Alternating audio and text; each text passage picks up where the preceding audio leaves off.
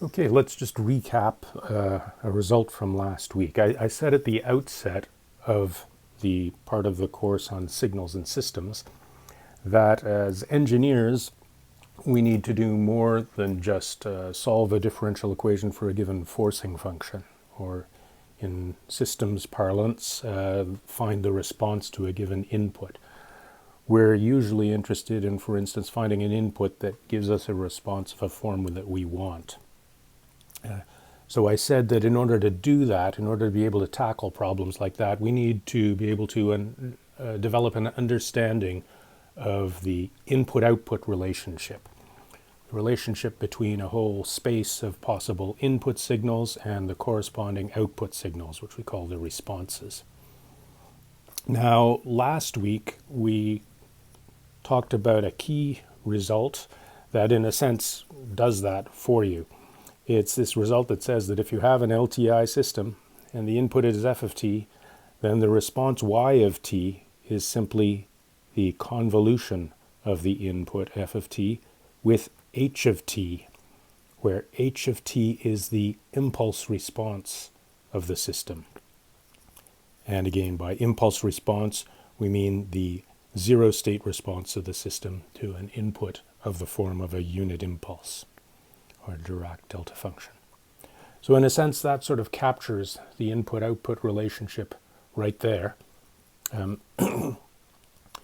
We're not actually going to be using this equation itself very much, because instead of having to compute convolutions, we would prefer just to be able to do algebra, so we'll transform everything to the Laplace domain, of course, where, as we know by the property of the convolution property of the transform, we know that this means that y of s, the transform of y, will simply be the product of the transforms of h and f.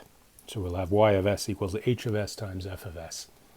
And this function h of s is what we're going to call the transfer function.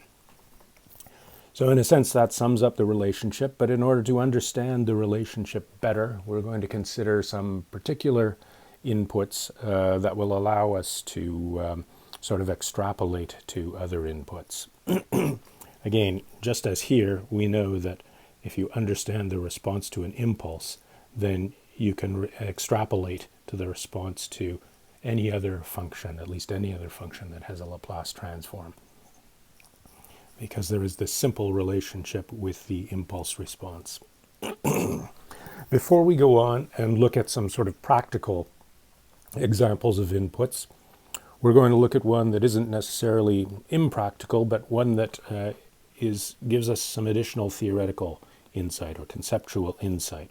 We're going to consider the case where the input f is not an impulse, but an exponential. So consider the response to an exponential input. Recall that when we were looking at differential equations, we looked at the special case where our functions are of exponential form, and we noted that the derivative of an exponential is simply that same exponential multiplied by a constant, namely the coefficient of t in the exponential. So in a sense, if we were dealing only with exponential functions, instead of doing calculus, represented by the differentiation operator, we could just do algebra, which is represented by that multiplication. And that's a good motivation for using the Laplace transform, because the Laplace transform lets you express a function as a linear combination of exponentials. And that's why things work out to be simpler in the Laplace domain. That's essentially why, for instance, this time domain convolution works out to be simply a product in the Laplace domain. So the Laplace transform, by expressing signals as linear combinations of exponentials, lets us solve a lot of interesting problems merely by doing algebra. So we're going to find there's a similar result in the case of signals and systems if we consider the case where our input is an exponential. So let's suppose that we have a system that is linear and time invariant, Again, a system is simply a map from some space, say script f, of input functions to a script f of output, a class script f, script y rather, of output functions, output signals. So let's suppose that we have a system that is linear and time invariant, and that for some complex valued constant, which we'll write as little s,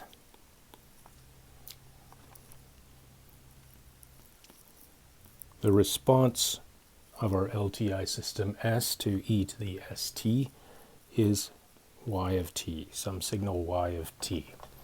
So we're going to find out what the form of this signal y of t is.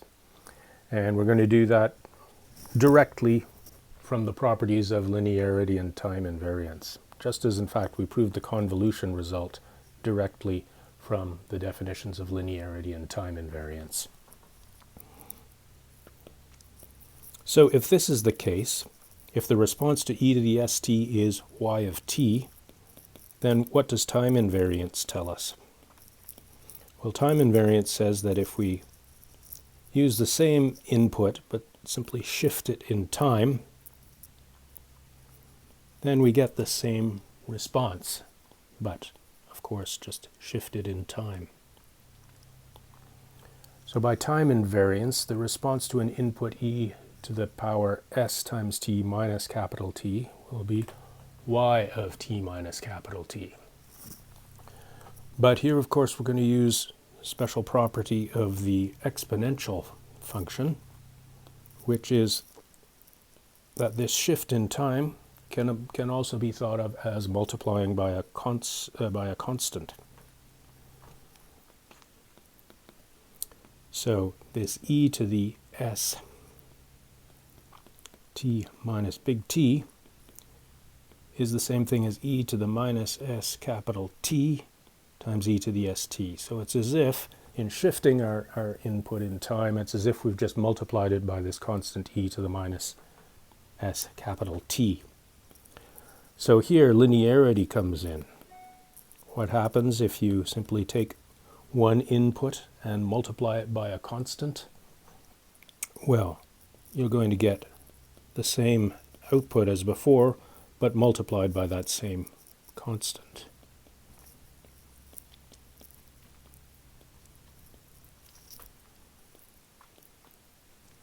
So the response that we're going to get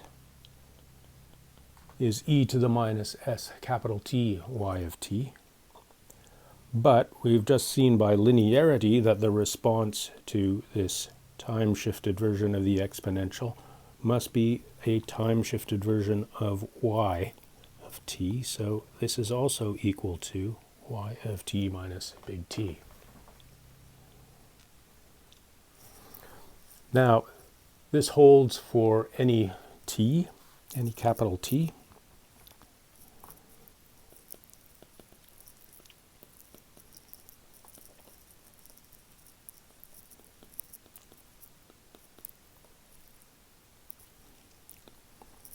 So for a given little t, we can set it equal to little t.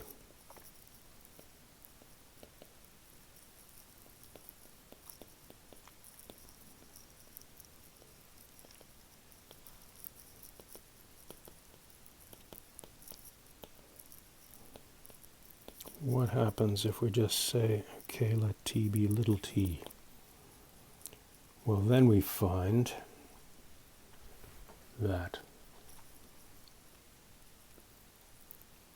on the left-hand side we have e to the minus st y of t.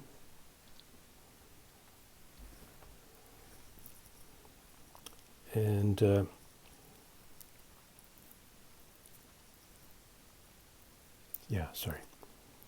on the right-hand side there we have e to the minus st y of t on the left-hand side of this equation here. And then that's going to have to be equal to y of 0. So we can simply rearrange this by multiplying through by e to the st, and we get y of t is y of 0 times e to the st. So by linearity and time invariance, the response of our system to any exponential, say of the form e to the st, is going to be that same exponential, just multiplied by a constant, which is in particular of the form of an initial condition, if you like. It's y of 0. This is very reminiscent of the first example of the solution of a differential equation that we did back at the beginning of the course. But the real point here is if you have an LTI system and you feed into it an exponential input, you're going to get at the output that same exponential signal merely multiplied by a constant. And we sometimes summarize this by saying that exponential signals are eigenfunctions of LTI systems.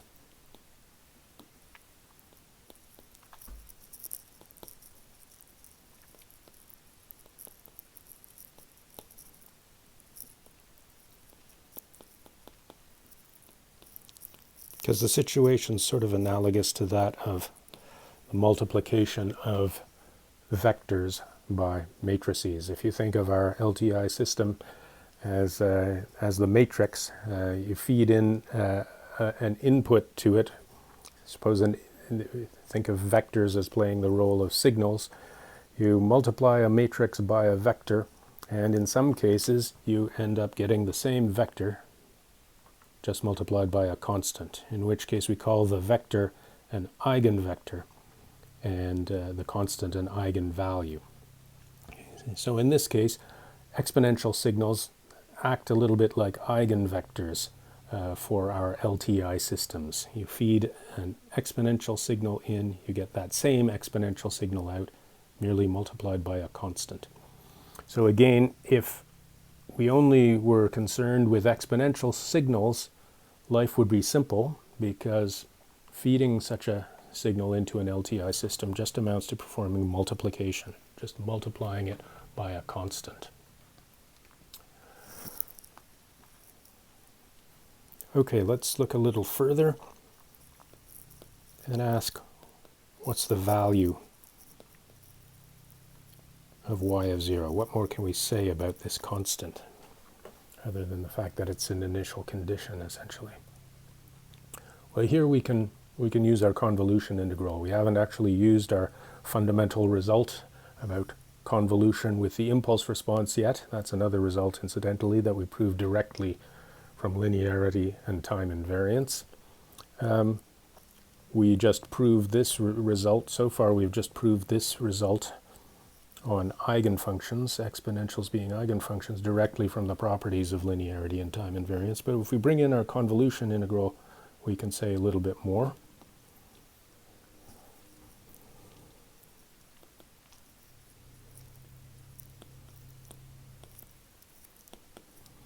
So we know that the response of our LTI system, assuming it's a continuous time system, is going to be the convolution of our input signal f with the impulse response little h. So one way of writing the convolution integral is this way.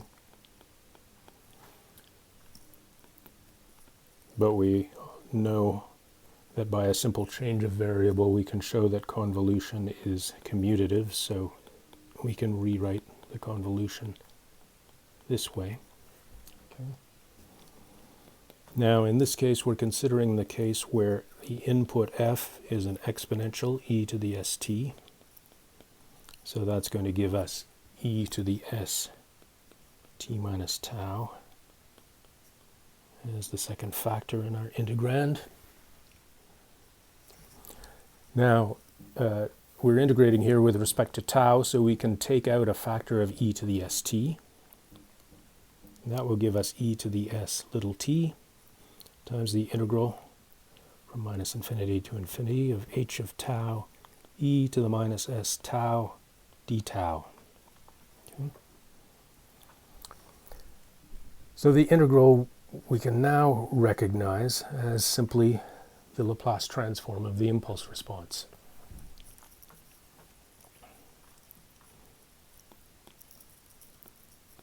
So we get the y of t is h of s times our exponential input e to the st.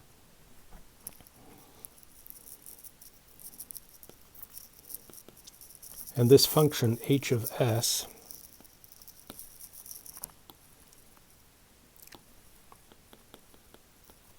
which again is simply the Laplace transform of the impulse response, is called the transfer function of the system.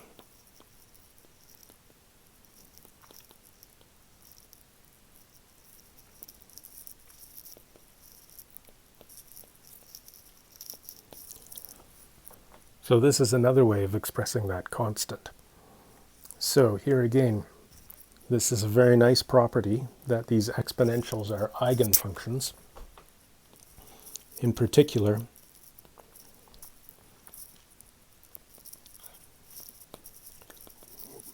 h of s is playing the role of an eigenvalue.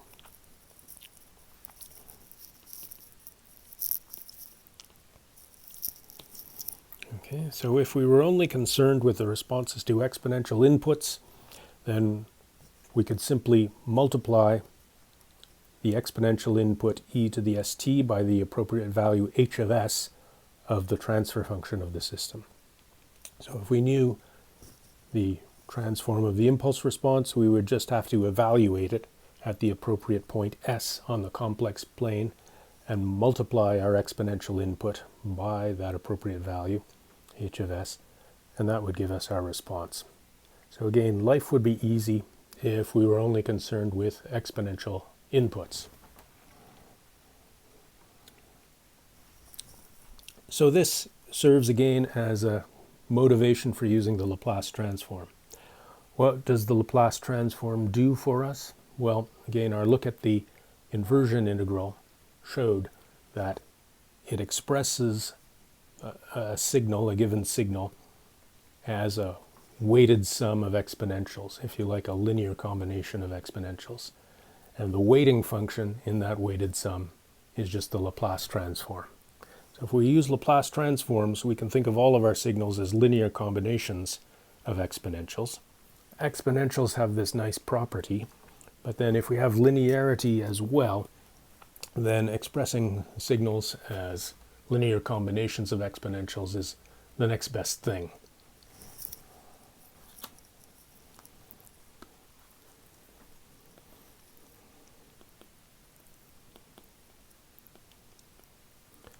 So the Laplace transform essentially expresses functions or signals as weighted sums of these exponential eigenfunctions.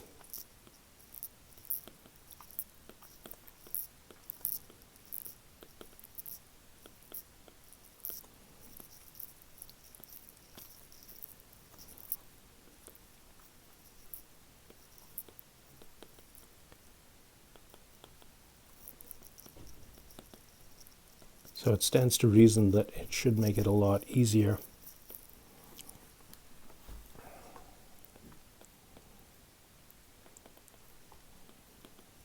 to analyze responses if we use the Laplace transform.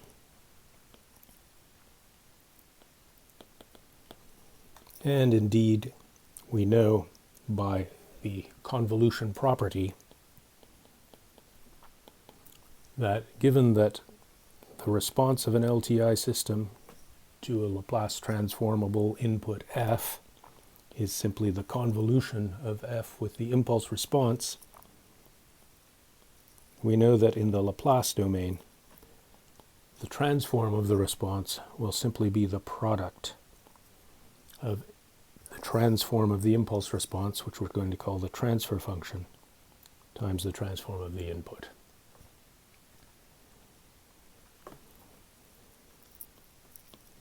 So in the Laplace domain, we just have to multiply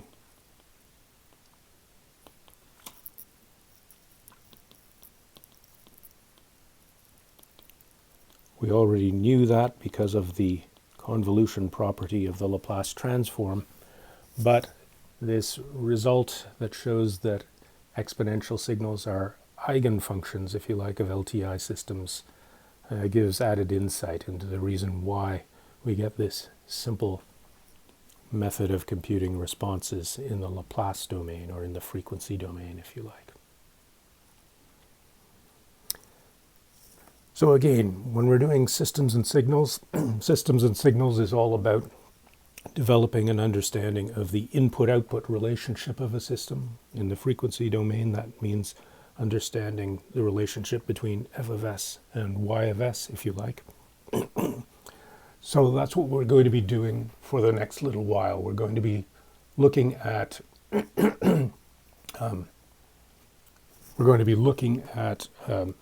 various inputs f of s, seeing what the corresponding outputs are y of s, and we'll transform back to the Laplace domain to see what y of t actually is. And when we've looked at enough of these examples, we'll see that we'll be able to understand the input-output relationship more broadly. We'll be able to extrapolate from a few key examples to understand how the system will respond to a wider range of inputs.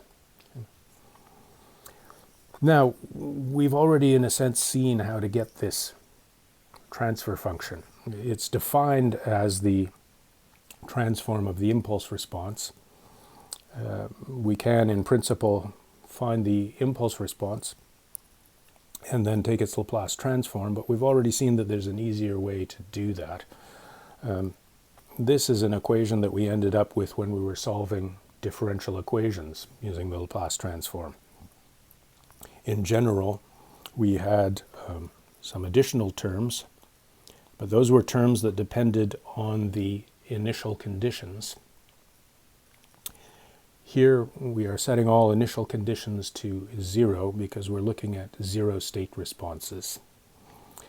And that means that those additional terms will disappear. Those additional terms gave us the so-called zero input response. This gives the zero state response. So in fact, there's an easy way to get the transfer function from, say, a differential equation that models our system. We just have to apply Laplace transforms to that differential equation with zero-valued initial conditions, write out the zero-state response in this form, and that will give us our h of s. We've already done that, but in the next lecture we'll look at an example to see how to do that. So let's end this video here, and we'll go on to look at an example of actually finding this transfer function for a real system.